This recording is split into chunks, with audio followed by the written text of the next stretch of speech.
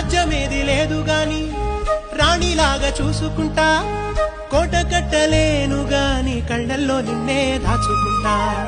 రాత ఎట్లా రాసి ఉన్నా ఆ మార్చి నీతో రాసుకుంటా. స్వర్గమంటూ ఉన్నదంటే అది నీతోనే ప్రతిరోజు పంచుకుంటా. నిన్ను గన్న మీ నాన్న కన్నా అల్లారు ముద్దుగా సాదుకుంటా. నీకు కోపం వస్తే కొంత దూరం ఉంటా, నువ్వు గీత గీస్తే నేను దాటనంటా. కంట నీరు కంటి రెప్ప దాటకుండా కాటుకై కావలుంటా.